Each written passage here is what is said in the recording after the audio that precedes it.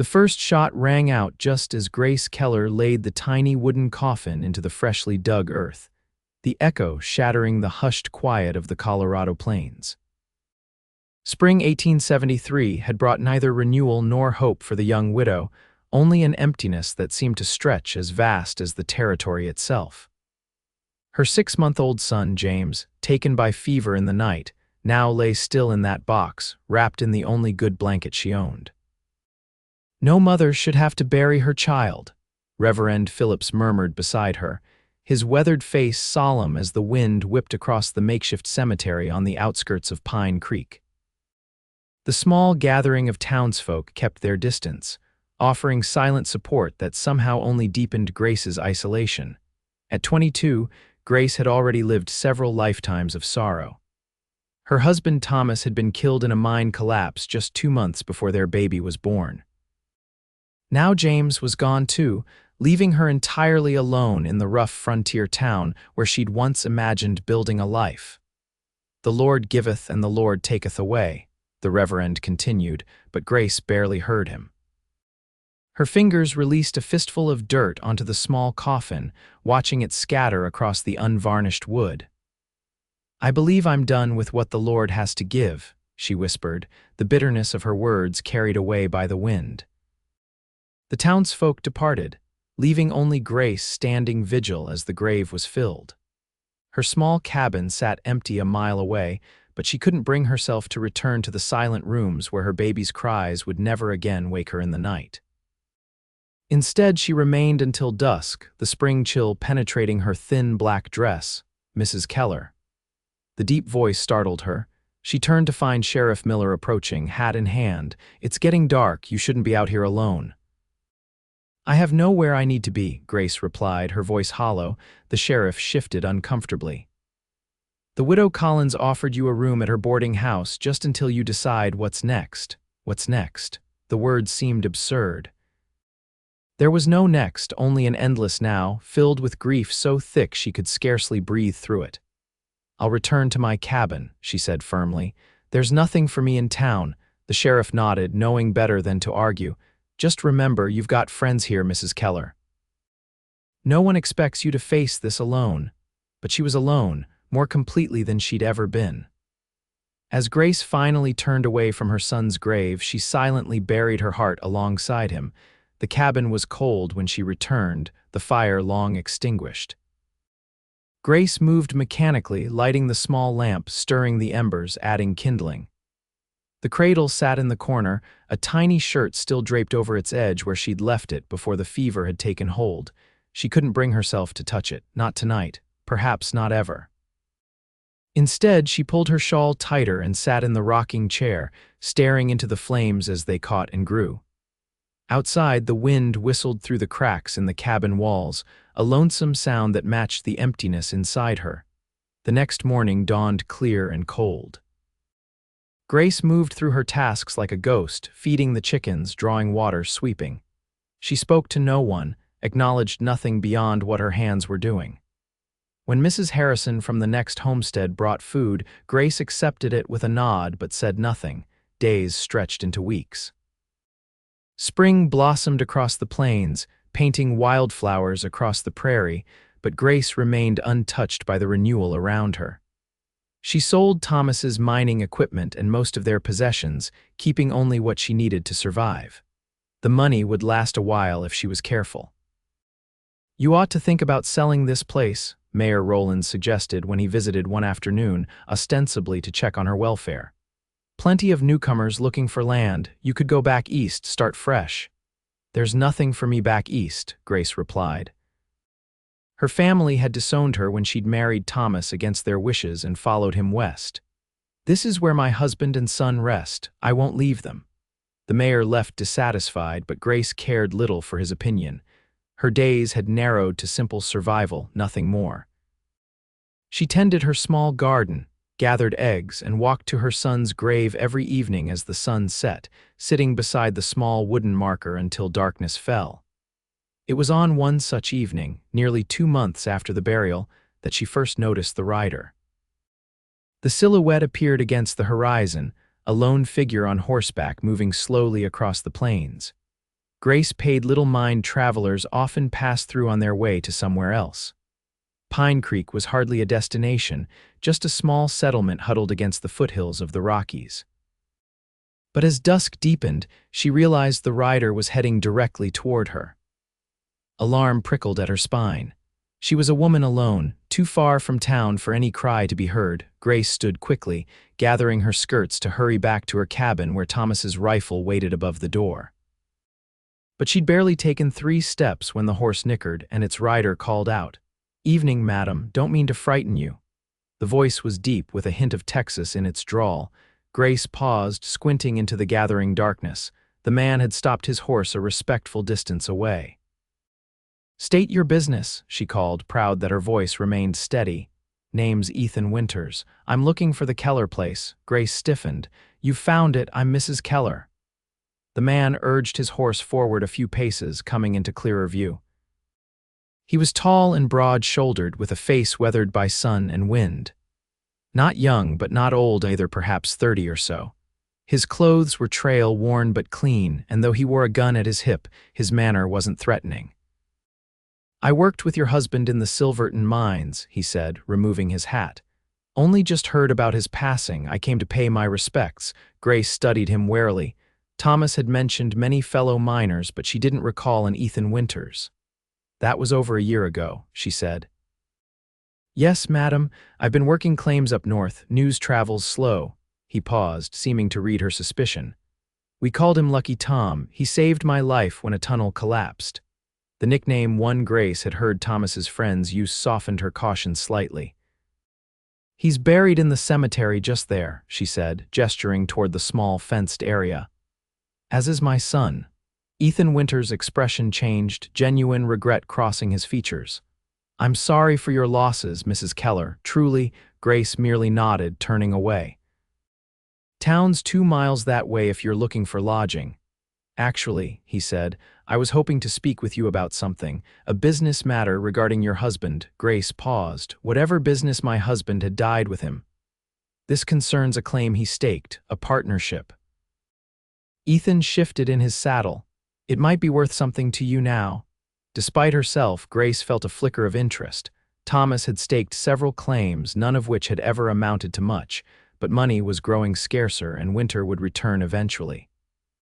"It's nearly dark," she said after a moment. "You can state your business in the morning. The cabin's there." She pointed toward the small structure, its single window glowing with lamplight. "You can sleep in the barn." Without waiting for his response, Grace walked away, her steps quickening as she neared her cabin.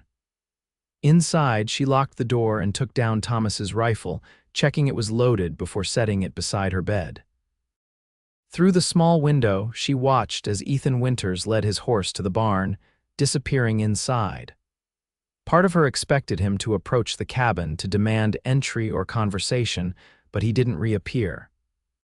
Sleep came fitfully that night, her dreams haunted by memories of Thomas's laugh, of James's tiny fingers wrapped around her own. She woke before dawn, her pillow damp with tears she hadn't realized she'd shed. The morning light revealed Ethan Winters already at work, drawing water from the well. He'd built a small fire outside and appeared to be brewing coffee. Grace watched him from the window, noting the easy way he moved, the quiet efficiency of his actions. When she finally stepped outside, he nodded in greeting but kept his distance. "Made coffee," he said, gesturing to the pot. "Hope you don't mind." Grace hesitated, then fetched a cup from inside. The coffee was strong and hot, better than what she usually made. "You said something about a claim," she prompted, standing far enough away to feel safe. Ethan nodded, sipping from his own cup. "Tom and I staked a claim together up near Leadville, Silver Prospect. We worked it for about a month before the mine accident took him away to another job." "He never mentioned a Leadville claim to me," Grace said, frowning. "We called it the Duchess," Ethan replied, "after his mother." The detail rang true. Thomas had been devoted to his mother, who died just before they were married. "Last I checked, it wasn't producing much," Ethan continued, "but there's been a new strike nearby. Land values are climbing." "I thought you might want to know, seeing as you don't have that claim now." Grace considered his words. Thomas had left no paperwork regarding such a claim, but many arrangements on the frontier were made with handshakes rather than contracts. Why come tell me? Why not just take it for yourself? She asked bluntly. Ethan met her gaze directly. Because it wouldn't be right. Tom saved my life. I owe him better than stealing from his widow. His frankness was disarming. Grace had encountered too many men eager to take advantage of her situation, assuming her grief made her vulnerable or foolish. How much might it be worth? Ethan shrugged. Hard to say, could be nothing. Could be something substantial if the neighboring strikes pan out. I thought I might head up there, assess the situation. You'd be welcome to come along, or I can report back. Grace nearly laughed at the absurdity of the suggestion. You expect me to travel with a stranger to a mining camp hundreds of miles away? No, madam, he replied, unfazed. I expect you'll tell me to go to hell, but I figured offering was the proper thing. Despite herself, Grace felt the ghost of a smile touch her lips. It vanished quickly, but the sensation startled her. She hadn't smiled in months. I can't leave, she said more softly. My son, her voice caught. I won't leave him. Understanding crossed Ethan's face. I'm sorry about your boy, Mrs. Keller. No parent should endure that. The simple sincerity in his words reached something in Grace that platitudes and prayers had not. She turned away, unable to bear the compassion in his eyes. I'll consider your information about the claim, she said stiffly. Thank you for bringing it to my attention. Ethan nodded, seeming to sense her need for distance. I'll be in town for a few days if you have questions. Plan to visit Tom's grave if you don't mind showing me where. Grace hesitated, then nodded. I'll show you. They walked in silence to the small cemetery, the morning sun warming the spring air.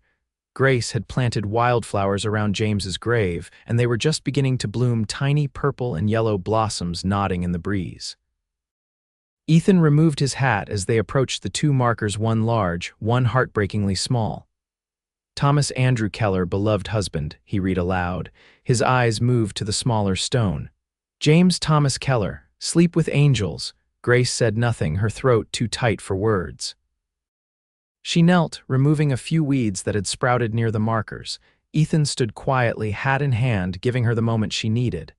When she finally rose, he spoke softly. How old was he? 6 months, Grace replied, her voice barely audible. Fever took him. Ethan nodded, his expression grave. My sister lost her firstborn that way, nearly destroyed her. Grace looked at him sharply. And did she recover? Did someone tell her time heals all wounds? No, he said simply. Time doesn't heal wounds like that, you just learn to carry them differently. The honesty of his answer silenced her. It was the first time someone hadn't tried to comfort her with hollow promises of healing. I'll leave you be, Ethan said after a moment. Thank you for showing me. Grace watched him walk away, his tall figure moving steadily back toward her cabin. Something about his presence was unsettling, not in a frightening way, but in how it disturbed the careful numbness she'd cultivated. Over the next few days, Grace found herself thinking about the Leadville claim. Thomas had always been chasing the next big strike, convinced that fortune lay just around the corner. Most of his ventures had yielded nothing but disappointment, but perhaps this time. She rode into town on the third day, telling herself she needed supplies. The general store was busy with the Saturday crowd, and Grace kept her head down, avoiding the pitying glances of the townsfolk. Mrs. Keller, Mr. Peterson, the store owner, greeted her. What can I help you with today? Flour, coffee, and some salt pork, she replied, keeping her voice low. As he gathered her items, Grace casually asked, Have you seen a man named Ethan Winters in town? Texas accent tall, Peterson nodded. Staying at the hotel, been helping Doc Miller repair his roof, I hear. Seems a decent sort. The information surprised her. She'd expected Ethan to be drinking away his days at the saloon like most transient miners. After paying for her supplies, Grace hesitated, then headed toward the doctor's small house. Sure enough, Ethan was there, stripped to his shirt sleeves in the warm sun, hammering shingles into place. He spotted her approaching and paused, wiping sweat from his brow. Mrs. Keller, he called in greeting, climbing down from the ladder. I'm told you've made yourself useful, Grace said, nodding toward the roof. Ethan shrugged. Doc mentioned his roof leaked. Seemed the least I could do, him being good enough to look at my horse's leg when we arrived. She picked up a stone bruise on the trail. I see. Grace adjusted her shawl, suddenly uncertain why she'd sought him out. I was wondering about the Leadville claim. How long would it take to get there? 5 days hard riding, Ethan replied. Longer by wagon, Grace frowned. And you'd go there just to check its value. Seems a long journey for uncertain reward. I was heading that direction anyway, he said. Got a standing offer to work a claim up there. This just gives me reason to go sooner rather than later. His straightforward manner continued to disarm her suspicions. There was none of the slick charm of a confidence man about him, just the plain-spoken directness of someone accustomed to hard work and few words.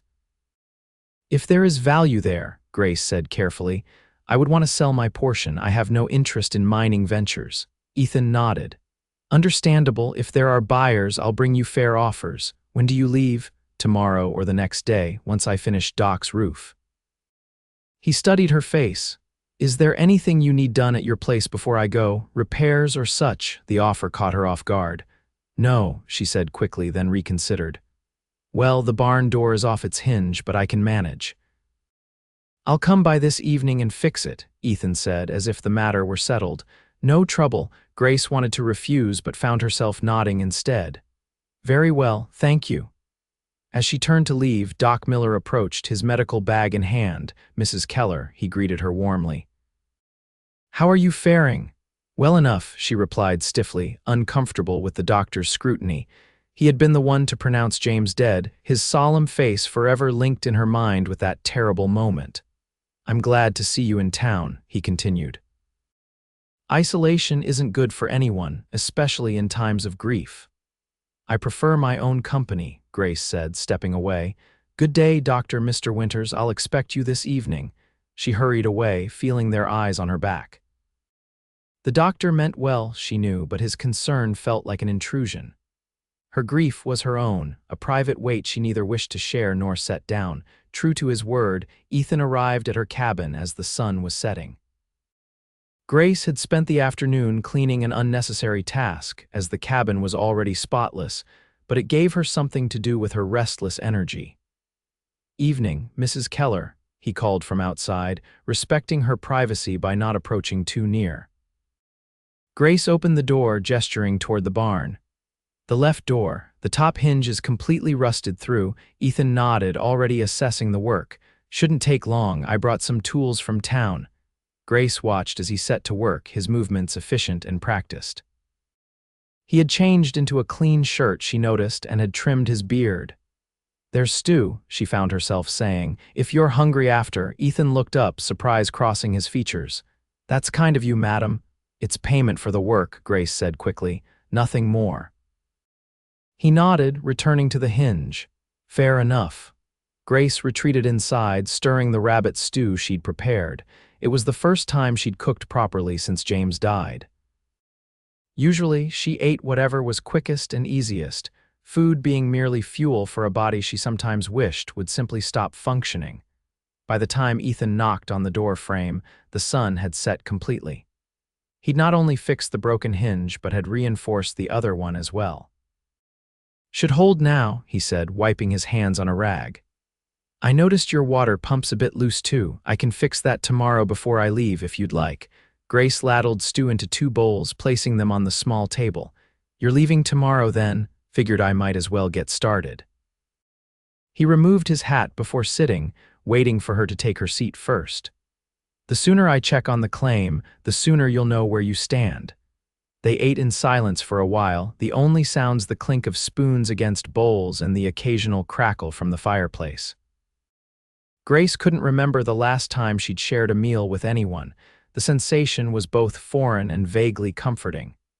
This is good stew, Ethan said eventually. Thank you. Grace nodded acknowledgement. You said you knew Thomas from the mines. How long did you work with him? About 6 months, Ethan replied. He talked about you often, showed us all a tintype he carried, said you were the smartest woman he'd ever met. The memory pierced Grace unexpectedly. Thomas had been so proud of that tintype, taken shortly after their wedding. She'd thought it a frivolous expense at the time. He was always more optimistic than sensible, she said softly. True enough, Ethan agreed with a slight smile. Always convinced the next strike would be the big one, but he was a good man to have beside you in a tight spot. Never knew him to back down when someone needed help. Grace felt tears threatening and blinked them away fiercely. Yes, that was Thomas. They lapsed into silence again, but it felt less strained now. When they'd finished eating, Ethan insisted on helping with the dishes, drying each one carefully before returning it to its place. I should get back to town, he said as they finished. Thank you for the meal, Mrs. Keller. Grace, she said suddenly. My name is Grace, Ethan nodded. Thank you, Grace. I'll stop by in the morning before I leave, fix that pump. After he'd gone, Grace sat in the rocking chair, staring into the fire. For the first time in months, the silence of the cabin felt oppressive rather than comforting. She found herself listening for hoofbeats that didn't come, wondering if Ethan had reached town yet. The realization that she was thinking of someone other than her lost family brought a fresh wave of guilt. She went to the corner where James's cradle still sat, untouched since that terrible night. Slowly she reached out, lifting the tiny shirt that lay draped across it. I miss you, she whispered, pressing the fabric to her cheek. Every moment of every day. She fell asleep in the chair that night, the shirt clutched in her hand, dreams full of a baby's laughter and a tall figure silhouetted against the horizon. Morning came with a soft rain, pattering against the roof. Grace rose stiffly from the chair, folding James's shirt carefully before placing it back on the cradle. She moved through her morning routine mechanically, trying not to listen for approaching hoofbeats. When Ethan finally appeared, leading his horse through the drizzle, Grace felt an unexpected relief. Thought you might not come in the rain, she said from the doorway. Ethan shrugged, water dripping from his hat brim. Said I would, pump won't fix itself. He worked quickly despite the weather, tightening the pump's fittings and replacing a worn leather gasket he'd brought from town. Should work smoother now, he said, demonstrating with a few easy pumps that brought water flowing freely. Thank you, Grace said, offering him a cup of coffee. You didn't have to do all this. Wanted to, Ethan replied simply, accepting the cup gratefully. The rain had soaked through his coat and he looked cold despite his efforts to hide it. You should wait for the rain to let up before you leave, Grace found herself saying. The trails will be treacherous. Ethan hesitated, then nodded. Probably wise, don't want to risk my horse's leg on slippery ground. They sat on the covered porch, watching the rain fall in sheets across the prairie. The scent of wet earth and grass filled the air, a clean smell that reminded Grace of springs before her world had narrowed to grief. Will you sell your place? Ethan asked after a while. Grace shook her head. No, like I told the mayor, I won't leave them. She glanced toward the cemetery, barely visible through the rain. Your husband and son, Ethan said quietly. I understand, but what will you do here alone? The question held no judgment, only genuine curiosity. Survive, Grace answered simply. That's all I can manage for now. Ethan nodded, his eyes scanning the modest homestead. You've kept things up well. Many would have let it all go. Work keeps the thoughts at bay, Grace admitted. When my hands are busy, my mind is quieter. I know something about that, Ethan said, his voice taking on a distant quality. After the war, working was the only peace I could find. Grace studied him with new interest. You fought Confederate cavalry, he replied. Not something I'm proud of now, but I was young and full of foolish notions. His honesty surprised her. Most former Confederates she'd encountered either boasted of their service or hid it entirely. Thomas was too young to fight, she said. His father served with the Union, died at Antietam. They sat in companionable silence after that, each lost in private thoughts as the rain gradually lessened to a gentle mist. When the sun finally broke through the clouds, Ethan rose. I should get going while the weather holds, he said, setting down his cup. Thank you for the coffee and shelter. Grace nodded, suddenly reluctant to see him leave. His presence had been unexpectedly comforting, a brief respite from her isolation. How will I know what you find? She asked as he prepared his horse. I'll send word when I can, Ethan replied. And I'll return this way after, regardless of what I discover. You have my word. Be careful on the trails, Grace said. Spring floods make the crossings dangerous. Ethan touched the brim of his hat. I'll keep that in mind, madam. As he mounted and rode away, Grace remained on the porch, watching until his figure disappeared over the distant rise. The homestead felt emptier somehow, the silence more profound than before. For the first time since the funeral, Grace walked to James's grave without waiting for sunset. The rain had left the wildflowers glistening, their colors vibrant against the freshly washed earth. I met one of your father's friends, she said softly, kneeling beside the small marker. He seems a good man, honest. She touched the damp soil. I wish you could have known your father. He would have taught you to be brave and kind like he was. The wind rustled through the grass, the only response to her words. Yet speaking them aloud felt important somehow, as if her son might hear her wherever he was. The days following Ethan's departure settled back into their familiar pattern, but Grace found herself looking toward the horizon more often, wondering where he was, if he'd reached Leadville yet. She told herself it was merely concern for the claim, for the potential security it might provide, but in quiet moments, she acknowledged the truth. Ethan Winters had awakened something in her she'd thought dead curiosity about the world beyond her grief. 2 weeks passed with no word. Grace had not really expected any. Leadville was far and reliable messengers scarce. Still, she found herself checking with Mr. Peterson whenever she went to town, asking casually if any riders had come through from the north. Getting mighty interested in northern news, the shopkeeper observed after her third inquiry. Any particular reason? Just wondering about mining prospects, Grace replied evasively. I may need to sell Thomas's old claims. Peterson nodded, though his eyes held speculation. Well, Mac Reynolds came through yesterday from Fairplay, said silver prices are climbing again, might be a good time to sell if you're of a mind to. The information was useful, but not what Grace sought. She thanked him and gathered her purchases, ignoring the curious glances from Mrs. Fowler and her daughter, who were clearly eavesdropping. The town had begun to buzz with speculation about Grace Keller's unusual behavior. First, she'd spoken more words in the past 3 weeks than in the 3 months before. Second, she'd been seen conversing at length with the handsome stranger from Texas. And third, most shocking of all, she'd appeared at Sunday services for the first time since the funeral, sitting quietly in the back pew. Grace was aware of the gossip, but found she cared less than expected. Let them talk. Their whispers couldn't touch the private chamber of her heart where her grief lived, yet she had to admit that the sharp edges of that grief had begun to dull, if only slightly. The constant, suffocating weight had eased enough that she could sometimes take a deep breath without pain. It was nearly 3 weeks after Ethan's departure when the letter arrived. Mr. Peterson handed it to her with barely contained curiosity. Special delivery, he said. Ryder came through specifically to bring it to you. Grace took the folded paper with steady hands, though her heart had begun to race. She tucked it into her pocket, unwilling to read it under the shopkeeper's watchful eye. Thank you, she said simply, completing her purchases with deliberate calm. Only when she was alone on the ride home did she pull the letter out, unfolding it carefully. Grace, it began, the handwriting clear and precise. I've reached Leadville and examined the Duchess claim. The news is promising. The neighboring strike has indeed increased land values, and there's been interest from the eastern mining companies. I've received an offer of $2,000 for the claim as it stands, undeveloped.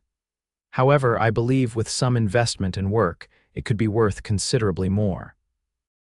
I've taken the liberty of filing the necessary paperwork confirming your ownership of Thomas's half. The documentation will be sent to you directly from the claims office. I plan to remain here for another week to explore options, then will return to discuss matters in person. If you wish me to accept the current offer on your behalf, send word with the bearer of this letter, who will wait in Pine Creek for 3 days. Your servant Ethan Winters. Grace read the letter twice, her mind racing.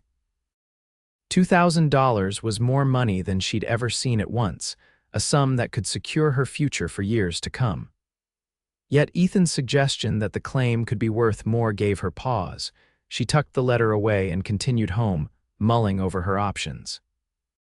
The practical choice was to sell now, take the certain money rather than gamble on future value. But something in her rebelled against the idea of selling Thomas's final venture without fully understanding its potential. When she reached the cabin, Grace sat on the porch, watching the sunset paint the prairie in gold and crimson.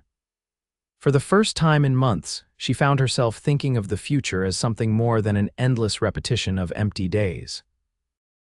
$2,000 could take her anywhere back east to start over, or to California, where she'd once dreamed of going. It could buy a small business in town, providing steady income without requiring her to leave her son's resting place. But it was the thought of Ethan returning that occupied her mind most persistently. His presence had somehow made the world seem less hostile, reminding her that not all connections brought only pain. The next morning, Grace rode into town early, seeking the messenger Ethan had mentioned. She found him at the hotel, a weather-beaten man named Caldwell who'd clearly spent most of his life in the saddle. "Mrs. Keller," he greeted her. "Got a response for Mr. Winters?" Grace nodded, handing him a sealed note. "Please ensure this reaches him directly." The note was brief. "Mr. Winters, I will await your return to discuss the matter in person. No decision will be made until then. Grace Keller." Caldwell tucked the note into his shirt pocket. "I'll be heading back tomorrow morning. Should reach Leadville in 5 days if the weather holds." "Thank you," Grace said, pressing a coin into his hand, "for your trouble." As she turned to leave, Caldwell cleared his throat. "Begging your pardon, madam, but Winters asked me to tell you something that didn't fit in the letter." Grace paused. "Yes." "He said to tell you he visited an old friend of your husband's up there. Fellow named Jenkins. Said Jenkins spoke highly of Thomas and asked after you, wanted you to know your husband was well remembered." The message touched Grace unexpectedly. Thomas had mentioned Jenkins many times. They'd worked several claims together before she'd met him. "Thank you for telling me," she said softly. The days until Ethan's expected return stretched endlessly. Grace found herself cleaning the cabin thoroughly, repairing the faded curtains, even baking bread for the first time since James's death. She told herself it was simply because she had energy again, not because she was preparing for a guest. Yet when she placed fresh wildflowers in a jar on the table, she could no longer deny the truth. She was looking forward to Ethan's return with an anticipation that both confused and frightened her. "It's just the business matter," she told herself firmly. "Nothing more." But in the quiet of night, she knew it was more. Ethan had somehow breached the walls of her isolation, becoming the one person whose presence didn't exhaust her with forced cheerfulness or unwanted pity. A week passed beyond when she'd expected him, then another. Grace tried not to worry, telling herself delays were common on the frontier. But as the days stretched on with no word, her concern grew. It was Sheriff Miller who brought the news, riding out to her cabin one afternoon nearly 6 weeks after Ethan had left. "Mrs. Keller," he called, dismounting carefully, "got some news you should hear." Grace's heart stuttered. Something in his tone told her it wasn't good news. "Is it about Ethan Winters?" she asked directly. The sheriff's eyebrows rose slightly at her use of Ethan's first name, but he nodded. "There was trouble in Leadville. Mining dispute turned violent. Winters was injured." "How badly?" Grace asked, her voice surprisingly steady despite the fear clutching at her chest. "Reports say he took a bullet in the shoulder, another grazed his side. He's recovering at a doctor's place up there, but it'll be some time before he can travel." Relief flooded through Grace, followed immediately by guilt for feeling relief when Ethan was suffering. "Thank you for telling me," she said. "How did you hear?" "Stage brought mail yesterday. There was a letter for you, but the driver said it had gotten soaked crossing a river. Station master's trying to dry it out enough to be readable. Should be ready tomorrow." Grace nodded, her mind already racing ahead. "Sheriff, do you know anyone heading north soon? Someone reliable?"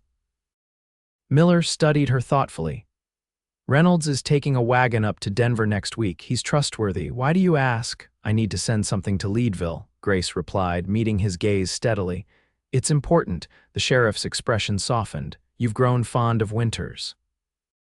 It wasn't a question, and Grace didn't deny it. "He was trying to help me, now he's hurt because of it." "Might not be because of your business," Miller pointed out. "Mining camps are rough places." "Still," Grace insisted. "I need to send word." Miller nodded. "I'll tell Reynolds to stop by before he leaves. He'll get your message to Leadville." After the sheriff departed, Grace sat at her small table, pen in hand, staring at a blank sheet of paper. What could she possibly write that wouldn't reveal too much of her confused feelings? Eventually, she settled on simplicity. "Ethan, word of your injury has reached Pine Creek. I hope this finds you recovering well and in good care. Please know that you have friends here concerned for your welfare. When you are able, send news of your condition. The business matters can wait until you are well. Focus on healing. Your friend." Grace, she folded the letter carefully, sealing it with a drop of wax. Then, after a moment's hesitation, she retrieved a small wooden box from beneath her bed. Inside lay a silver pocket watch, Thomas's most prized possession, given to him by his father. Grace had kept it as a memento to give James when he grew older. Now, with James gone, it sat unused, a painful reminder of all she had lost. She polished it carefully, then wrapped it in a clean handkerchief, enclosing a brief note, "A token of appreciation for your honesty and help." It belonged to Thomas. He would want someone honorable to have it. She placed both the letter and the wrapped watch in a small package, addressing it carefully to Ethan Winters in Leadville. When Reynolds came 3 days later, Grace handed him the package along with enough money to ensure its delivery. "Make sure it reaches him directly," she instructed. "He's staying with a doctor there, recovering from injuries." Reynolds nodded, tucking the package safely into his coat. "I'll see it delivered, Mrs. Keller. You have my word." "Thank you," Grace said, relieved to be taking action, however small. "Safe travels." The waiting began again, more difficult than before. Grace found herself imagining Ethan wounded, perhaps struggling to recover in some primitive mining camp doctor's office. The thought troubled her deeply. To distract herself, she began working more diligently around the homestead, repairing fences, tending her garden with renewed attention. The physical labor helped quiet her mind, and for the first time, she found herself planning beyond the next day, considering which vegetables to plant for fall harvest, whether to increase her chicken flock. These small decisions toward a future felt like tentative steps back into life, frightening yet necessary. Each night she still visited James's grave, but now she sometimes told him about her day, about the wildflowers blooming across the prairie, about the fox family she'd spotted near the creek. "I think I might be learning to live again," she whispered one evening, her hand on the small marker. "I don't know if that's a betrayal of you and your father, or if it's what you would want for me." The silence that followed held no answers, but somewhere deep within, Grace felt a subtle shift, as if a door long closed had opened just a crack, letting in a thin shaft of light. Nearly 3 weeks after Reynolds had departed with her package, Grace was working in her garden when she heard the approach of horses. Looking up, she shielded her eyes against the sun, her heart leaping at the sight of 2 riders approaching. One was Reynolds, recognizable by his distinctive red beard. The other, Grace stood quickly, wiping her hands on her apron. Despite the distance, she knew immediately that the second rider was Ethan. Something in the set of his shoulders, the way he sat his horse, was unmistakable. She hurried inside to wash her face and hands, then stepped back onto the porch as the riders neared. Ethan looked thinner, his face more weathered than before, but his smile when he saw her was warm and genuine. "Mrs. Keller," he called in greeting, dismounting carefully, favoring his left side. "Hope you don't mind me bringing company." "Not at all," Grace replied, her voice steadier than she felt. "Mr. Reynolds, thank you for escorting him." Reynolds tipped his hat. "He was already on his way when I reached Leadville, just joined forces for the journey." He glanced between them with a knowing smile. "I'll leave you folks to your business, got deliveries to make in town." As Reynolds rode away, Grace and Ethan stood regarding each other, an awkward silence falling between them. "You're recovering well?" Grace finally asked, gesturing to his shoulder. Ethan nodded. "Well enough. Doctor said I was lucky, bullet went clean through, no major damage, just need time to regain strength. He patted his shirt pocket. Thank you for the watch, it's too fine a gift, but I'll treasure it. It should be used, not hidden away in a box, Grace said simply. Please come sit, you must be tired from traveling. They settled on the porch and Grace brought coffee and the fresh bread she'd baked that morning. Ethan ate appreciatively and she noticed the careful way he moved, the occasional wince when he reached too quickly. Tell me what happened in Leadville, she said when he'd finished eating. Ethan's expression darkened. Claim jumpers. They tried to force several small mine owners out, including the Duchess. When legal threats didn't work, they turned to violence. He shook his head. I was lucky, 2 men were killed, and our claim, Grace asked. Secure, Ethan replied. The assault backfired on them. Law finally took notice, and the mining company backing the jumpers faced significant penalties. In fact, they're now offering to buy legitimate claims at premium prices to restore their reputation. How premium? Grace asked, practical despite her concern for his injuries. Ethan smiled slightly. They've offered $5,000 for the Duchess. Split between us, that's $2,500 each. Grace drew in a sharp breath. It was more than she'd dared hope for, enough to secure her independence for years to come. There's more, Ethan continued. Jenkins, your husband's friend, offered to develop the claim in partnership with us. He believes there's substantial silver there. If he's right, our shares could be worth considerably more over time. That would require investment, Grace said cautiously. Ethan nodded. Some, yes, and patience.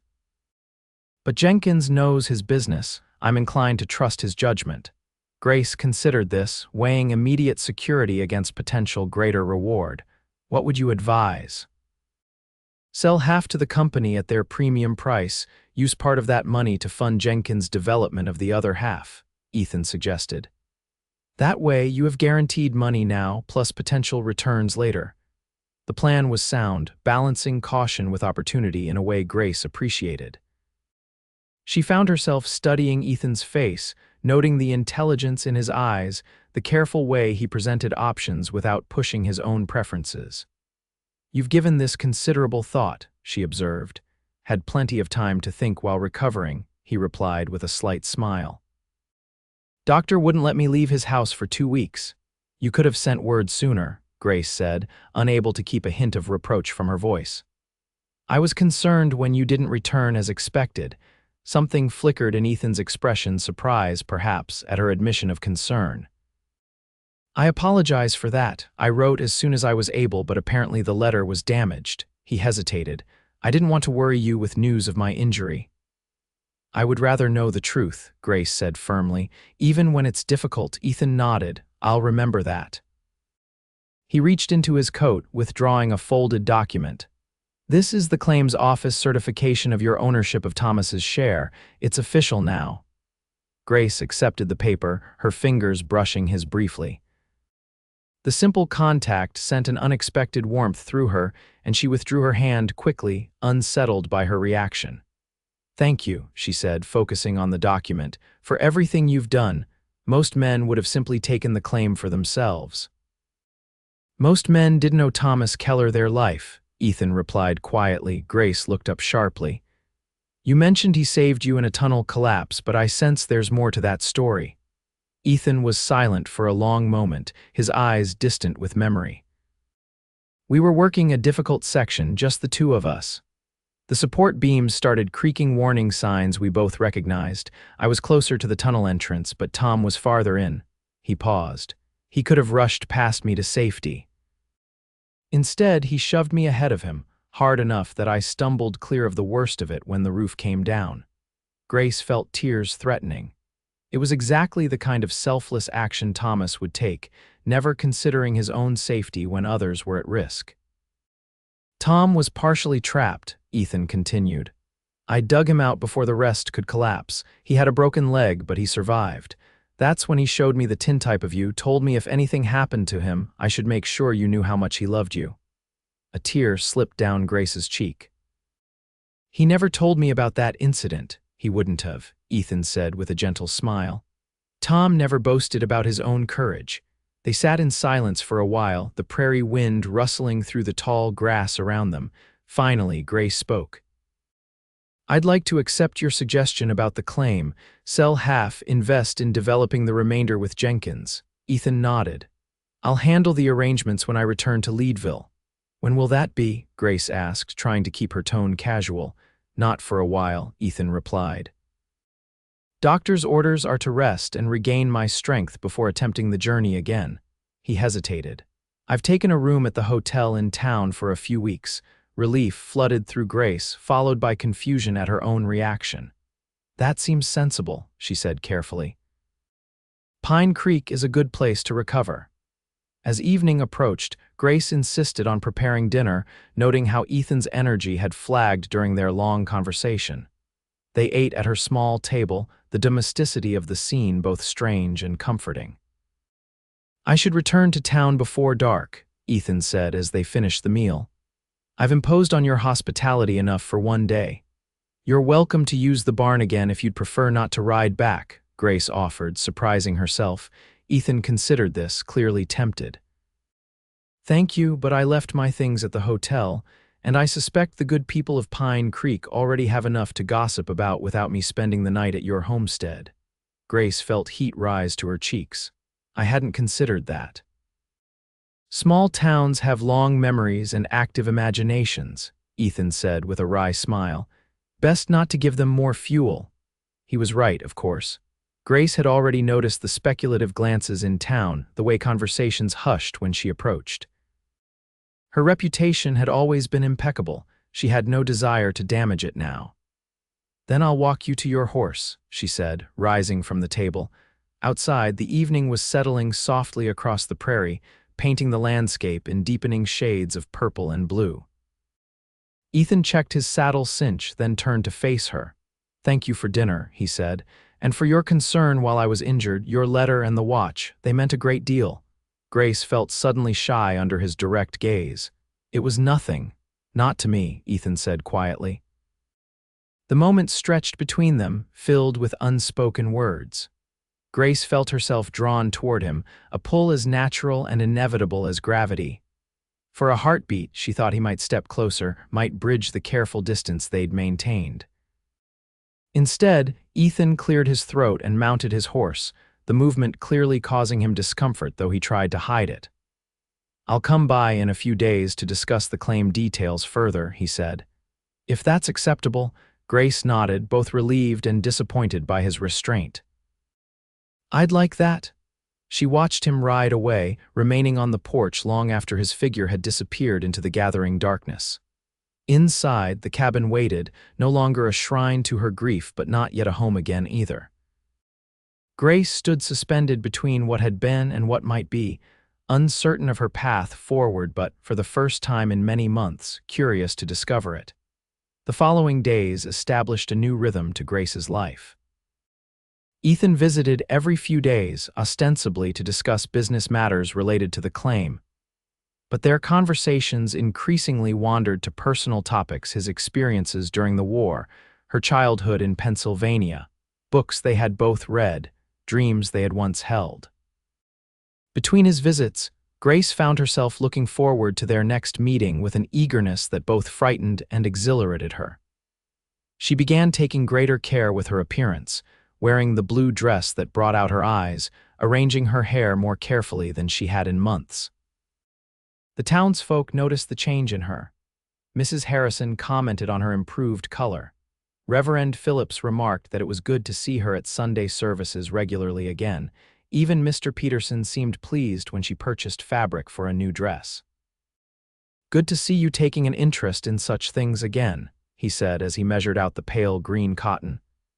"Been too long since you've done anything but survive, if you don't mind my saying so." Grace didn't mind.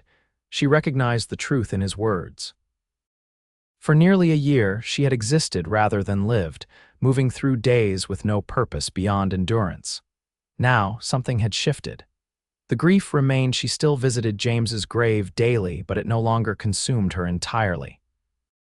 On a warm afternoon in early summer, nearly 2 months after Ethan's return from Leadville, Grace was tending her garden when she heard the now familiar sound of his horse approaching. She straightened, wiping dirt from her hands, unable to prevent the smile that rose to her lips. Ethan dismounted with more ease than before, his recovery progressing steadily. He carried a small package wrapped in brown paper. "Good afternoon," he called. "Hope I'm not interrupting your work." "Just finishing," Grace replied. "The beans are coming in well this year." Ethan approached, surveying her neat rows of vegetables with appreciation. "You've got a real touch with growing things. This garden's twice as abundant as when I left for Leadville." The simple praise warmed her. "Thank you. There's lemonade if you're thirsty." They settled on the porch, enjoying the cool drinks in comfortable silence. Grace had grown to appreciate this about Ethan, his ability to share quiet moments without feeling the need to fill them with words. Finally, he handed her the package he'd brought. "This came for you." Jenkins sent it with a prospector heading this way. Grace unwrapped it carefully, revealing a small leather pouch. Inside was a silver necklace with a delicately worked pendant and a folded note. "Mrs. Keller," the note read, "this is crafted from the first silver taken from the Duchess mine. Your husband would be proud to know his faith in the claim was justified. The vein looks promising with luck. There will be much more to come. Your friend, M. Jenkins." "It's beautiful," Grace said softly, lifting the necklace. The pendant was shaped like a small star, the silver gleaming in the sunlight. "Jenkins was an apprentice silversmith before the gold fever caught him," Ethan explained. "Still keeps his tools and makes pieces occasionally." Grace traced the delicate work with her fingertip. "Will you help me put it on?" The request hung in the air between them, innocent yet somehow intimate. Ethan hesitated, then nodded. Grace turned, gathering her hair to expose her neck. She felt his fingers brush her skin as he fastened the clasp, the brief contact sending a shiver through her. "There," he said, his voice slightly rough. "It suits you." Grace turned back to face him, acutely aware of how close they were sitting. The pendant rested just below her collarbone, catching the light with each breath she took. "Thank you," she said softly. Ethan's eyes met hers, and something in his gaze made her heart race. For a moment, she thought he might reach for her hand, might finally breach the careful distance they'd maintained. Instead, he cleared his throat and shifted slightly away. "I received a letter from the mining company. They've increased their offer for the claim to $6,000 based on Jenkins' initial findings." The abrupt return to business matters left Grace feeling oddly bereft, but she composed herself. "That's good news." "Very good," Ethan agreed. "I've drafted a response accepting their offer for half the claim, as we discussed. If you approve, I'll send it tomorrow." Grace nodded, focusing on the practical aspects of their arrangement. "And Jenkins will continue developing the remainder." "Yes. He estimates we might see returns within 6 months if the vein continues as expected." They discussed the details further, the easy intimacy of moments before replaced by polite business conversation. When Ethan prepared to leave, Grace walked with him to his horse, fighting disappointment at the unresolved tension between them. "Will you attend the Independence Day celebration in town next week?" Ethan asked as he mounted. "They're planning quite an event, from what I hear." "I hadn't thought about it," Grace admitted. She had avoided town gatherings since James's death, finding the forced socializing exhausting. "It might be enjoyable," Ethan suggested gently. "Music, dancing, food that isn't your own cooking for a change." His teasing smile eased some of her reluctance. "Perhaps I will," she said. "Will you be there?" "Wouldn't miss it," Ethan replied. "Doc Miller says I need to rejoin society instead of spending all my time at the hotel reading or riding out here to bother you." Grace smiled at that. "You don't bother me." Their eyes met again, and this time Ethan didn't look away.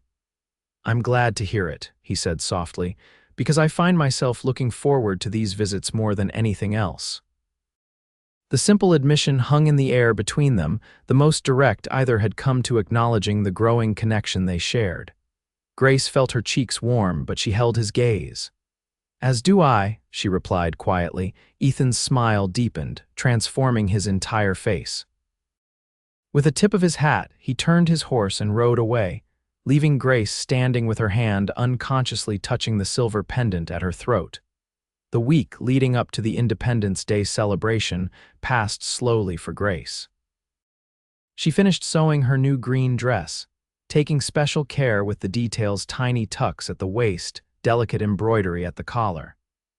It was the first dress she'd made for herself since before James was born, and the act of creation felt like another step away from grief toward something new. The morning of July 4th dawned clear and bright. Grace rose early, taking special care with her appearance. She bathed in water scented with the lavender she'd dried from her garden, arranged her hair in a style more elaborate than her usual practical bun, and put on the new dress, pleased with how the color brightened her complexion. As she prepared to leave for town, she paused by James's cradle, touching the small shirt that still lay across it. "I'm going to the celebration in town," she said softly, as if the baby might hear her. "I think I'm ready to be among people again. I hope you don't mind." The silence that answered held no reproach, and Grace felt a weight lift slightly from her heart. She would always carry her son with her, but perhaps it was time to carry him differently, as Ethan had once suggested, not as a burden of grief, but as a treasured memory that could coexist with new experiences. The town square was transformed when Grace arrived, festooned with red, white, and blue bunting, flags snapping in the breeze. Tables laden with food lined one side, and a group of musicians was setting up on a small platform. Children darted about, playing games and waving small flags, their laughter filling the air. Grace hesitated at the edge of the gathering, suddenly uncertain. It had been so long since she'd participated in any community event that she felt like a stranger, unsure of her welcome. Mrs. Keller. Mrs. Harrison called, waving from where she stood with several other women. "Come join us. We've just set out the pies." Grateful for the invitation, Grace made her way over, accepting a cup of lemonade and compliments on her new dress. The conversation flowed around her talk of gardens and children, recipes, and whether normal, everyday matters that slowly helped her relax. She was arranging slices of pie on plates when she felt a presence beside her. Turning, she found Ethan watching her with undisguised admiration. "You look beautiful," he said simply. "That color suits you." Grace felt a blush rise to her cheeks. "Thank you, you're looking well yourself." It was true, Ethan had traded his usual practical attire for a crisp white shirt and dark vest that emphasized his broad shoulders and the healthy tan he'd acquired during his recovery. "Feeling much better," he confirmed. "Doc says I'm nearly good as new." He glanced toward the musicians who had begun to play. "They're starting the dancing soon. Would you honor me with the first dance?" The request surprised her. Dancing seemed like something from another lifetime, a joy she'd set aside with so many others when grief had overtaken her world. "I'm not sure I remember how," she admitted. Ethan's smile was gentle. "It'll come back to you, like riding a horse." Something in his steady gaze gave Grace courage. She nodded, setting down the plate she'd been holding. "I'd like that." When the music shifted to a lively reel, Ethan led her to the open area where other couples were gathering. His hand was warm against the small of her back, a steady pressure that both reassured and exhilarated her. The dance began, and Grace found herself swept into the rhythm, her body remembering steps she'd thought forgotten. Ethan was a surprisingly graceful dancer for such a tall man, guiding her with confidence through the patterns. "You're doing fine," he murmured as they came together during a turn. "Better than fine." Grace laughed, a genuine laugh that startled her with its unfamiliarity. "It feels good," she admitted. "I'd forgotten." They danced 3 songs in succession, stopping only when both were breathless and flushed with exertion. Ethan fetched them cool drinks and they found a quiet spot beneath a large oak tree to rest. "Thank you," Grace said, sipping her lemonade, "for persuading me to come today and for the dance." "My pleasure," Ethan replied. "It's good to see you enjoying yourself." "You deserve some happiness, Grace." The simple statement touched something deep within her. Did she deserve happiness? For so long, she'd believed she didn't, that enjoying life would somehow dishonor the loved ones she'd lost. "I'm not sure I know how to be happy anymore," she confessed quietly. "Sometimes I feel guilty for even wanting to be." Ethan's expression grew serious. Your husband and son wouldn't want you to spend the rest of your life in mourning. Thomas especially, he spoke of you with such joy, such pride. He'd want that for you again." Grace touched the silver pendant at her throat, a tangible connection to Thomas's final dream. "Perhaps you're right." They sat in companionable silence for a while, watching the celebration continue around them. Children ran past playing tag, couples danced, old men told stories over pipes and whiskey. Life in all its messy, joyful complexity unfolded before them, and Grace felt herself a part of it again, no longer merely an observer. As evening approached, lanterns were lit around the square, casting a warm glow over the festivities. The music slowed to more intimate tunes and couples drew closer in their dancing. "One more?" Ethan asked, offering his hand. Grace hesitated, then nodded, allowing him to lead her back to the dancing area. This dance was different, a waltz that required them to stand closer, his hand at her waist, hers on his shoulder. They moved together with surprising harmony, as if they'd danced this way many times before. "You're healing well," Grace observed, noting the ease of his movements. "Your shoulder doesn't trouble you, only in bad weather," Ethan replied. "Small price to pay, I was lucky."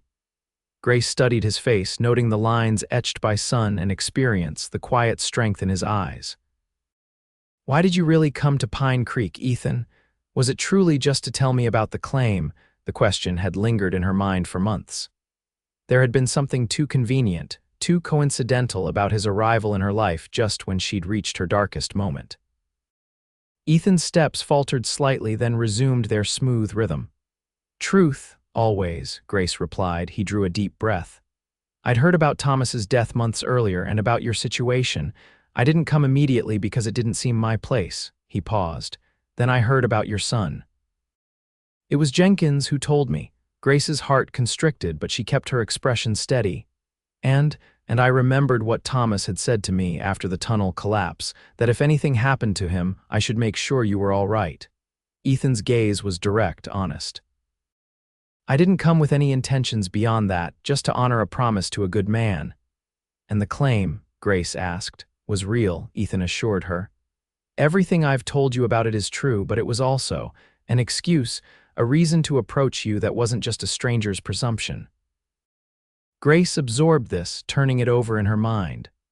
Far from feeling manipulated, she felt a rush of gratitude that this man had taken a promise so seriously, had come to honor it without expectation of reward. "Thank you for your honesty," she said softly, "and for keeping your word to Thomas." The music ended, but they remained standing close, reluctant to break the connection between them. Around them, people were gathering for the fireworks display, finding seats on blankets spread across the grass. "Shall we watch?" Ethan asked, still holding her hand. Grace nodded, allowing him to guide her to a spot slightly removed from the main crowd, where a fallen log provided a natural seat. They sat side by side as darkness deepened, and the first rockets screamed into the sky, bursting into cascades of red and gold against the black canvas of night. The display was impressive for a small town like Pine Creek. Clearly, the mayor had spared no expense for this year's celebration. Each burst drew appreciative gasps and applause, the colors reflecting in the upturned faces of the townspeople. Grace found herself watching Ethan's profile as much as the fireworks, noting the way the colorful lights played across his features. When a particularly spectacular burst illuminated the sky, he turned to share the moment with her, and their eyes met in the fleeting brightness. Something shifted between them in that instant, a recognition, a decision. Ethan's hand found hers in the darkness that followed, his fingers intertwining with hers. Grace didn't pull away, her heart racing with emotions long dormant. The final barrage of fireworks lit the sky, and in their dying glow, Ethan leaned closer. "Grace," he said, his voice barely audible above the crowd's applause. "I didn't come to Pine Creek looking for anything for myself, but I've found something I wasn't expecting." Grace felt tears prick her eyes, not of sadness, but of something more complex, fear and hope intermingled. "I'm not sure I can give what you might be asking for," she whispered. "Parts of me are still buried with my son." Ethan's face was solemn in the lantern light. I would never ask you to forget them. Your husband and child will always be part of who you are. He touched her cheek gently. But there's room in a heart for more than one love, different, not replacing what came before. The wisdom of his words resonated within her. Grace thought of her daily visits to James's grave, how she'd begun to tell her son about her days, about the flowers blooming, about Ethan. It had felt like including him in her life, not abandoning him. I don't want to rush you, Ethan continued, misinterpreting her silence. I just wanted you to know. Grace silenced him by placing her fingers lightly against his lips. I know, she said softly, and I feel it too. It frightens me how much. Relief flooded his expression. We can take all the time you need. As the crowd began to disperse, they rose and walked slowly back toward the center of town. The mood had shifted between them, a boundary crossed, possibilities acknowledged that couldn't be unacknowledged. May I call on you properly? Ethan asked as they reached the place where his horse was tethered. Not just to discuss business, but as a suitor, the old-fashioned formality of the request brought a smile to Grace's lips. Yes, she said simply. I'd like that. Ethan's answering smile was radiant in the lamplight. He lifted her hand to his lips, pressing a gentle kiss to her knuckles. Then I'll see you tomorrow, Grace Keller. She watched him mount and ride away, her fingers still warm where his lips had touched them. Around her, the town was settling after the celebration, families heading home, shopkeepers extinguishing lights. Grace made her own way to her wagon, her steps lighter than they had been in longer than she could remember. The ride home under the star-filled sky gave her time to examine her feelings. The guilt she'd expected was there, but fainter than anticipated, overshadowed by a tentative joy that felt both foreign and familiar, like returning to a home long abandoned. When she reached her cabin, Grace lit the lamp and moved to the corner where James's cradle stood. Gently, she lifted the small shirt, holding it to her heart. I'll always love you, she whispered. Nothing will ever change that, but I think I might be ready to love someone else too. I hope you and your father would understand. The shirt still smelled faintly of the lavender she'd packed it in, a sweet, clean scent that reminded her of life rather than loss. Carefully, Grace folded it and placed it in the wooden box where she kept her most treasured possessions, the tintype of Thomas, a lock of James's hair, the letters Thomas had written her during their courtship. She would never forget. But perhaps, at last, she could also look forward. The following weeks unfolded with a sweetness Grace had never expected to experience again. True to his word, Ethan called on her properly, bringing flowers from town, taking her for drives in the buggy he borrowed from Doc Miller, sitting with her on the porch in the evenings as the sun set over the prairie. They spoke of everything and nothing: his childhood in Texas, her dreams of teaching before life had led her west, books they had read, places they hoped to see.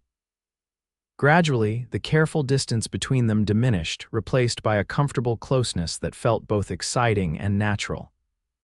Grace found herself laughing again, planning again, seeing beauty in the world around her that grief had previously obscured. Her visits to James's grave continued, but they changed in character, less about mourning what was lost, and more about sharing her life with the child who would always be part of her heart.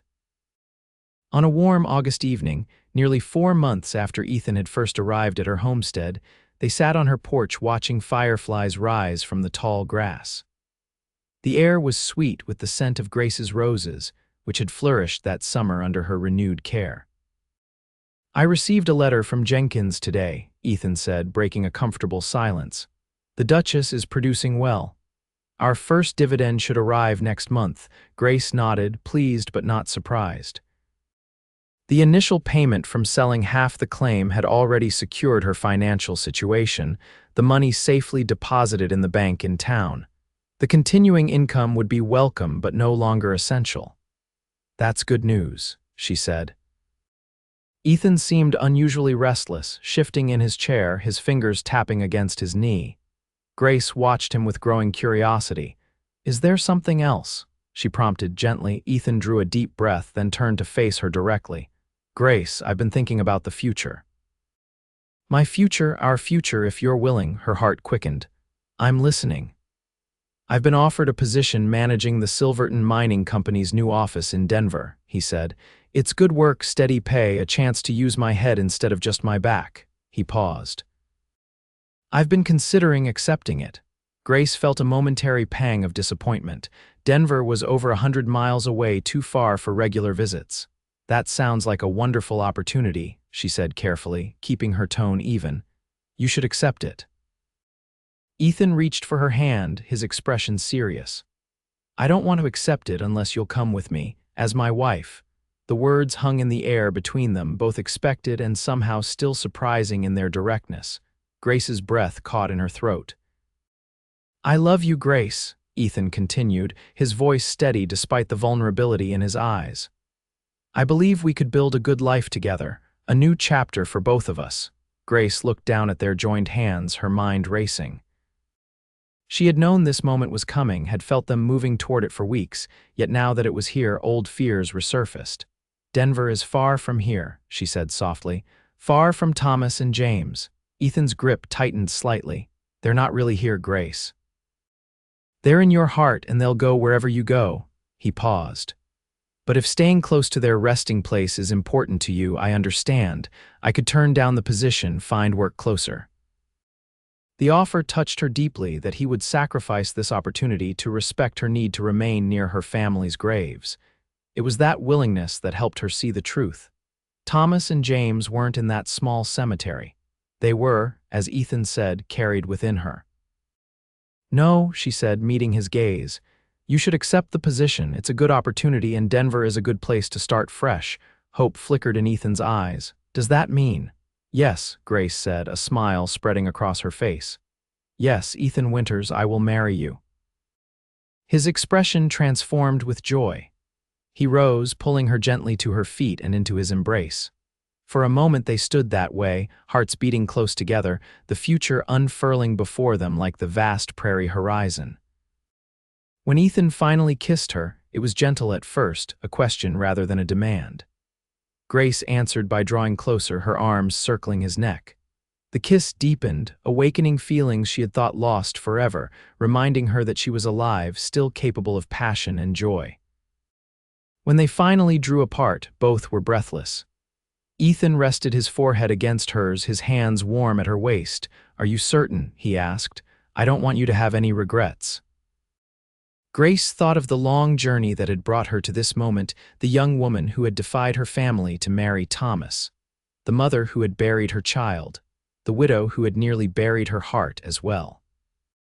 Each version of herself was still present within her, but none defined her completely. "I'm certain," she said. "I will always love Thomas and James, but I've learned that love isn't limited or diminished by sharing. It grows." Ethan kissed her again, sealing their understanding, their commitment to move forward together while honoring what came before. "When shall we wed?" he asked when they finally settled back into their chairs, hands still linked. "Soon," Grace replied, "before winter." That would give us time to settle in Denver before the bad weather. They discussed practicalities, the sale of Grace's homestead, what possessions she would take, the small house in Denver that came with Ethan's position. Each decision felt significant yet manageable when shared, the future taking shape through their conversation. As darkness deepened around them, Grace felt a profound sense of rightness, of coming full circle. She had not sought this second chance at happiness, had indeed resisted it initially. But life, it seemed, had other plans for her, plans that included the quiet, honorable man beside her. The wedding took place on a crisp October morning. The aspens in the foothills turned to gold, the sky an endless blue above the small church in Pine Creek. Grace wore a simple dress of deep ivory, her hair adorned with late blooming roses from her garden. The silver pendant from the Duchess mine gleamed at her throat, a connection to Thomas, to the path that had brought her to this new beginning. Reverend Phillips performed the ceremony, his weathered face solemn but pleased as he united the couple before the small gathering of townspeople who had come to wish them well. Doc Miller stood as witness for Ethan, while Mrs. Harrison supported Grace. "I, Ethan James Winters, take you, Grace Elizabeth Keller, to be my lawfully wedded wife." Ethan's voice rang clear and confident through the small church. To have and to hold from this day forward, for better, for worse, for richer, for poorer, in sickness and in health, to love and to cherish, till death do us part. As Grace repeated the vows, her voice steady and sure, she felt a sense of peace settle over her. This was right. This was her path forward. "I now pronounce you man and wife," Reverend Phillips declared. "What God has joined together, let no man put asunder." Ethan's kiss was gentle but firm, a promise before witnesses that touched Grace's heart. The small congregation applauded, genuine warmth in their response. These people had watched her suffer, had respected her grief, and now celebrated her joy with equal sincerity. The reception at the hotel was simple but festive, a luncheon prepared by the ladies of the church, music provided by the same musicians who had played at the Independence Day celebration. Grace danced with her new husband, her heart lighter than it had been in years. "Are you happy, Mrs. Winters?" Ethan asked as they moved across the floor. The new name startled Grace momentarily, then settled around her like a comfortable cloak. "Yes," she said, realizing the truth of it deep in her bones. "I am happy." They departed the next morning, their wagon loaded with Grace's possessions, bound for Denver and their new life. But before leaving Pine Creek forever, they made one final stop. The cemetery was peaceful in the morning light, wildflowers still blooming despite the approaching winter. Grace knelt between the two graves, placing fresh flowers on each. "I'm leaving today," she said softly, "but I'm not leaving you behind. You go with me in my heart." She touched the small marker. "I'll always be your mother, James, always." Her fingers moved to Thomas's stone. "And I'll always honor what we shared, Thomas. The love you gave me taught me how to love again." Ethan stood a respectful distance away, giving her this private moment. When Grace finally rose and turned to him, her eyes were damp but clear. "Thank you," she said simply. "For what?" "For understanding, for waiting, for showing me it was possible to live again." Ethan took her hand, pressing it to his heart. "You did the hard part yourself. I just stood beside you." Together they walked back to the wagon, climbing up to the seat side by side. As Ethan clicked to the horses and the wagon began to move, Grace looked back once at the small cemetery, then forward to the road ahead. Her heart had indeed been buried with her baby, a part of it forever residing in that peaceful plot of earth. But Ethan had shown her that hearts can grow, can heal, can create new spaces for love without diminishing what came before. As they crested the hill that would take them out of sight of Pine Creek, Grace leaned against her husband's shoulder, grateful for second chances, for the resilience of the human spirit, and for the cowboy who had helped her find her way back to life. 5 years later, the garden behind the modest Denver house bloomed with early summer flowers, their colors bright against the greening lawn. Grace moved among them, clipping roses for the table, enjoying the warmth of the June morning on her face. "Mama, look what I found." The small voice drew Grace's attention to the corner of the garden where 4-year-old Sarah crouched, her dark curls escaping from their ribbon, her dress already smudged with dirt despite the early hour. "What is it, sweetheart?" Grace asked, setting down her basket to join her daughter. Sarah pointed excitedly at a butterfly resting on a sunflower.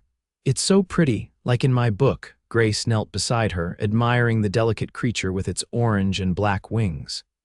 "It's a monarch," she explained. "They travel very far every year, all the way to Mexico and back." Sarah's eyes widened. "Really, that far?" "Really," Grace confirmed. "They're very strong, even though they look fragile." The butterfly fluttered its wings and took flight, circling once around them before heading toward the neighbor's garden. Sarah watched it go with a mixture of disappointment and wonder. "Can we follow it?" she asked hopefully. Grace laughed, brushing a curl from her daughter's forehead. "Not today. We're expecting company for dinner, remember? You need to help Mama get ready." Sarah's expression brightened. "Uncle Jenkins is coming." "That's right. And he always brings you a present, doesn't he?" "Always," Sarah confirmed with the absolute certainty of childhood. Grace smiled, taking her daughter's small hand. Together they gathered the cut roses and headed back to the house, where Ethan was in the study reviewing papers from the mining office. He looked up as they entered, his face softening at the sight of them. 5 years of marriage had only deepened the bond between them, each challenge and joy shared strengthening their connection. "My favorite ladies," he said, setting aside his work. "Did you find treasures in the garden?" Sarah ran to him, climbing into his lap with practiced ease. "We saw a monarch butterfly. It was going all the way to Mexico, all by itself," Ethan asked with mock astonishment. "That's a long journey for such a small creature." "Mama says they're strong even though they look fragile," Sarah reported seriously. Ethan's eyes met Grace's over their daughter's head, a world of understanding passing between them. "Your mama is a wise woman," he said. "Some of the strongest people I know look delicate on the outside." Grace arranged the roses in a crystal vase, a wedding gift from the ladies of Pine Creek. Their scent filled the sunny kitchen, mingling with the aroma of the roast cooking slowly in the oven. "Jenkins sent a message that he'll be here by 4, Ethan said, still holding Sarah on his lap. "Said he has news about the Duchess." The mine had continued to produce steadily over the years, providing a comfortable supplement to Ethan's salary.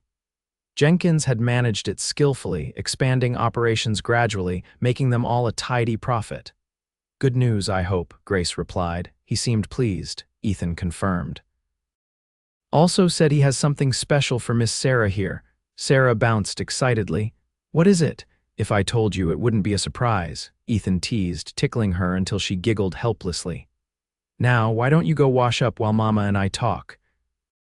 When Sarah had scampered off to clean her hands, Ethan approached Grace, slipping his arms around her waist from behind. She leaned back against him, enjoying the solid warmth of his presence. "Happy?" he asked softly, his breath stirring her hair. Grace turned in his embrace, studying the face that had become so beloved to her, the lines at the corners of his eyes deeper now, a touch of silver at his temples, but his gaze as steady and warm as ever. "Very," she replied, meaning it completely. "You." "More than I ever thought possible," Ethan said, bending to kiss her lightly. "You and Sarah, you're everything to me." Grace returned the kiss, her hand resting against his cheek. They had built a good life together in Denver. Ethan's career had flourished. They had a comfortable home in a pleasant neighborhood. And Sarah had brought a joy to their lives that Grace had once thought she'd never experience again. They still spoke of Thomas and James, keeping their memories alive. Sarah knew about her angel brother and the brave man who had been her mother's first husband. There was a small shelf in her room with a framed tintype of Thomas and the tiny shirt that had once belonged to James. Not shrines, but acknowledgments, connections to the past that informed but did not overshadow their present happiness. "I spoke with Reverend Collins yesterday," Grace said as they moved apart to continue preparations for their guest. "He's agreed to perform the dedication for the children's wing at the hospital next month." Grace had become involved with the Children's Hospital shortly after their arrival in Denver, initially as a volunteer reading to sick children, later as a member of the fundraising committee. The new wing, dedicated to treating children with contagious fevers, had been her special project for nearly 2 years. "He's a good choice," Ethan agreed, pride evident in his voice. He had supported her work from the beginning, understanding its importance to her, a way to honor James by helping other children avoid his fate. "Did you decide on the inscription for the plaque?" Grace nodded. "In memory of James Thomas Keller and all children taken too soon. May healing and hope find refuge here." Ethan squeezed her hand gently. "Perfect." The doorbell rang, announcing Jenkins' early arrival. Sarah raced down the hallway to answer it, her excitement palpable. "Uncle Jenkins," they heard her cry. "Did you bring me something?" "Sarah," Grace called, following her daughter. "That's not polite." Jenkins' hearty laugh reached her before she saw him, a tall, white-haired man with a prospector's weathered face and kind eyes. He was kneeling to Sarah's level, presenting her with a small wooden box.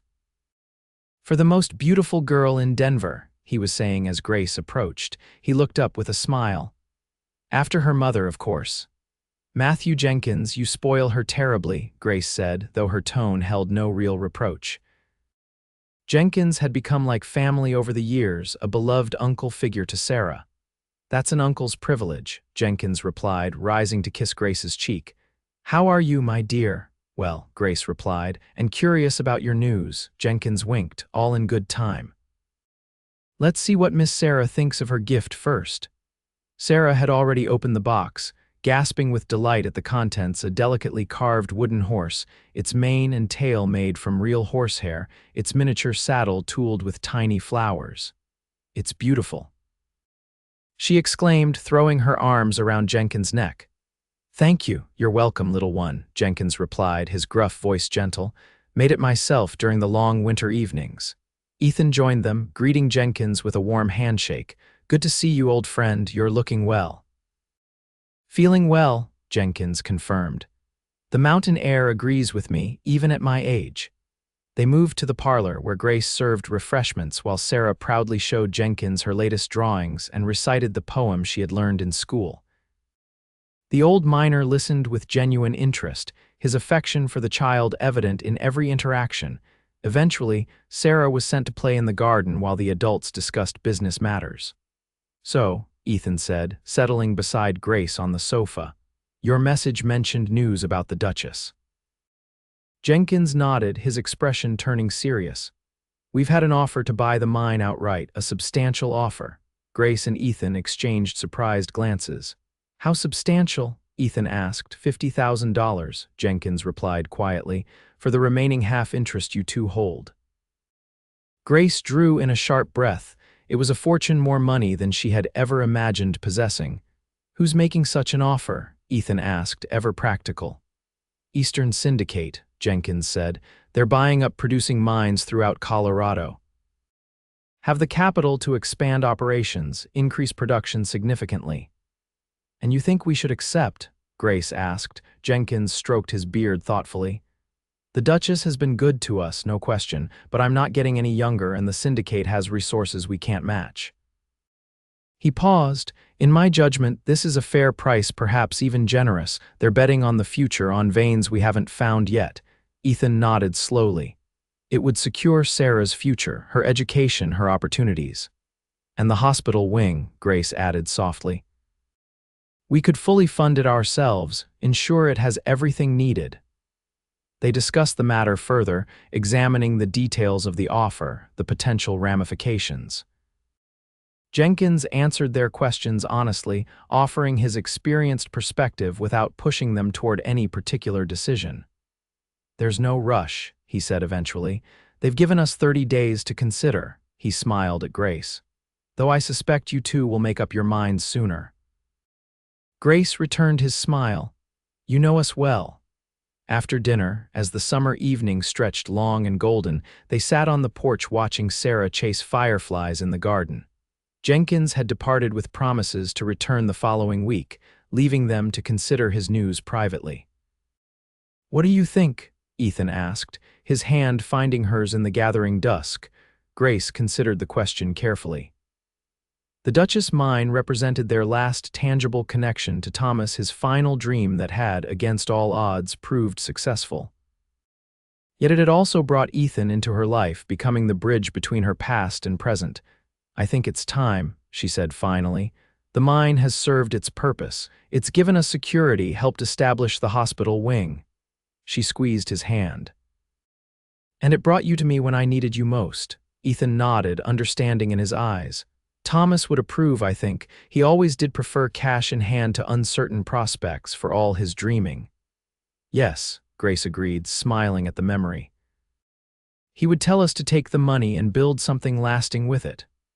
Like we have with our life together, Ethan said softly. Grace leaned against his shoulder, watching their daughter's joyful dance among the fireflies. Exactly like that. As night settled fully around them, stars appearing one by one in the deepening blue, Grace felt a profound contentment. The path that had led her here had been marked by unimaginable loss, by grief so deep she had once believed it would consume her entirely. Yet here she stood loved, loving, alive in every sense of the word. Her heart would always hold the memory of what she had lost. But it had grown large enough to embrace what she had found, as well as second chance at love, a daughter who brought daily joy, a life rich with purpose and connection. Ethan rose, offering his hand. "Shall we call Sarah in? It's getting late." Grace took his hand, allowing him to pull her gently to her feet. Together they called their daughter, who came running with cupped hands. "Look," she exclaimed, opening her fingers slightly to reveal the glow of a captured firefly. "I caught the brightest one. It's beautiful," Grace said, kneeling to her daughter's level. "But remember what we said about keeping wild things," Sarah nodded solemnly. "They need to be free to find their families." "That's right," Ethan said, crouching beside them. "Why don't we let this one go together?" The three of them stood at the edge of the garden, Sarah's small hands cradled between her parents' larger ones. On a count of 3, they opened their fingers, watching as the firefly hesitated for a moment before rising into the night, its light pulsing as it joined the others dancing above the flowers. "Make a wish," Grace whispered, a tradition from her own childhood.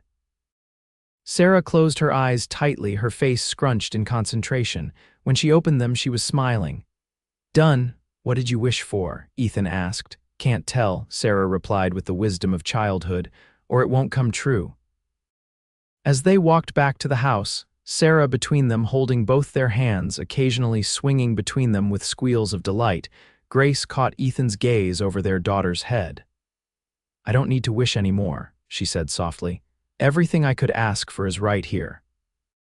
Ethan's smile held all the love and understanding that had healed her broken heart. "For me too," he said. "For me too." That night, after Sarah was asleep, Grace stood at the window of their bedroom, looking out at the starlit garden. Ethan's arms encircled her from behind, his chin resting on her shoulder. "Penny, for your thoughts," he murmured. Grace leaned back against him, drawing strength and comfort from his solid presence. "I was thinking about journeys," she said, "how we never know where they'll lead when we start them." "Like a certain stubborn widow and a wounded cowboy," Ethan suggested, his voice warm with affection. "Exactly like that," Grace replied, turning in his embrace to face him. "If someone had told me 5 years ago that I would find joy again, find love again, I wouldn't have believed them." "And now," Ethan asked, brushing a strand of hair from her face, "now I know that grief and joy can coexist, that loving you doesn't diminish what I felt for Thomas, that Sarah doesn't replace James but gives my love for him somewhere to go." She touched Ethan's face gently. "You showed me that. You gave me the courage to live again." Ethan kissed her then, a kiss that held 5 years of shared history, of understanding, of a love built carefully day by day on a foundation of honesty and respect. When they drew apart, his eyes were bright with emotion. "I thank God every day for bringing me to your door," he said simply. "As do I," Grace replied. Outside, the stars continued their ancient dance across the heavens. Inside, in the warmth of their embrace, 2 lives once broken by circumstance continued the miracle of healing through love, a testament to the resilience of the human heart and its endless capacity for renewal.